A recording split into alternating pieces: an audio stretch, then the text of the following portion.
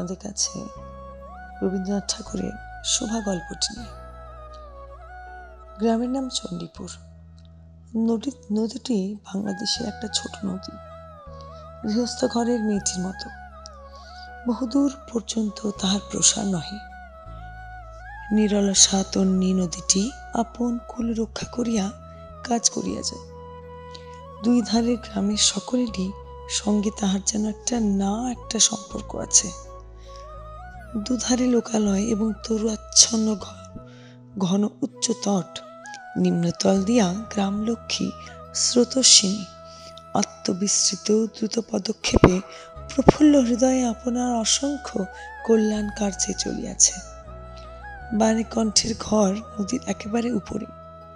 তাহার পাখারির বেড়া, আটচালা, গোয়াল ঘর, ঢেঁকিশালা, খড়ের স্তূপ, তেঁতুলতলা, আম, কাঁঠাল এবং কলার বাগান নৌকাবাহী মাত্রেরই দৃষ্টি আকর্ষণ করে। এই গার্হস্থ সচ্ছলতার মধ্যে বোবা মেয়েটি কাহারও নজরে পড়ে কিনা জানি না, কিন্তু কাজকর্মে যখনই অবসর পাই তখনই সেই নদী তীরে আসিয়া বসে।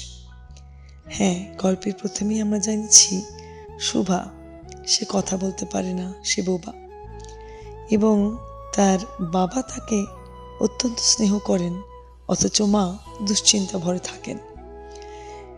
তার বাবার বেশ সচ্ছল অবস্থা, এবং দেখে নি আরো রবীন্দ্রনাথ ঠাকুর কি লিখেছেন। প্রকৃতি যেন তাহার ভাষার অভাব পূরণ করিয়া দেয়, যেন তাহার হইয়া কথা কয়।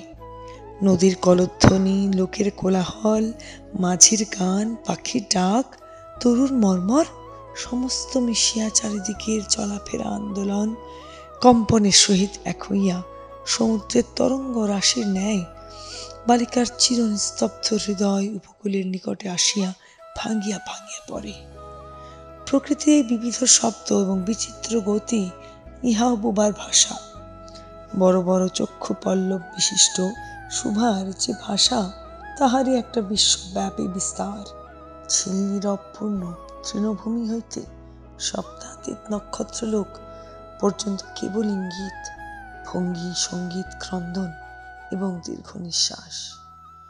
এবং মধ্যাহ্নে যখন মাছিরা জেলেরা খাইতে যাইত, গৃহস্থেরা ঘুমাইত, পাখিরা ডাকিত না, খেয়া নৌকা বন্ধ থাকিত, স্বজন জগৎ সমস্ত কাজকর্মের মাঝখানে সহসা থামিয়া গিয়া ভয়ানক বিজন মূর্তি ধারণ করিত, তখন রুদ্র মহাকাশের তলে কেবল একটি বোবা প্রকৃতি এবং একটি বোবা মেয়ে মুখোমুখি চুপ করিয়া বসিয়া থাকিত।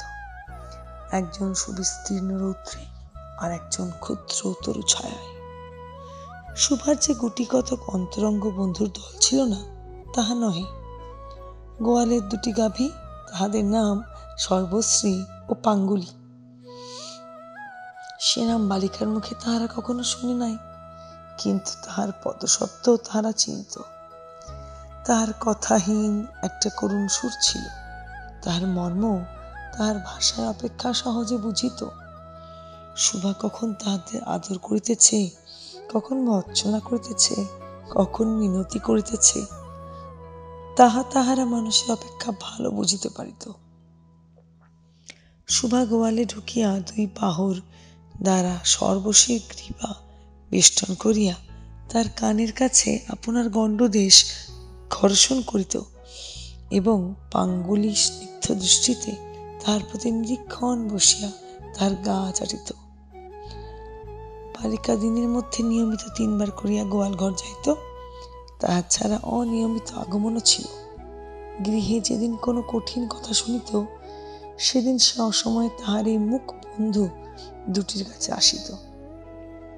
তাহার সহিষ্ণুতা পরিপূর্ণ বিষাদ শান্ত দৃষ্টিপাত হইতে তাহার কি একটা অন্ধ অনুমান শক্তির দ্বারা বালিকার মর্মবেদনা যেন বুঝিতে পারিত, এবং শুভার গা ঘেঁষিয়া আসিয়া অল্প অল্পে তাহার বাহুতে শিং ঘষিয়া ঘষিয়া তাকে নির্বাক ব্যাকুলতা সহিত সান্ত্বনা দিতে চেষ্টা করিত।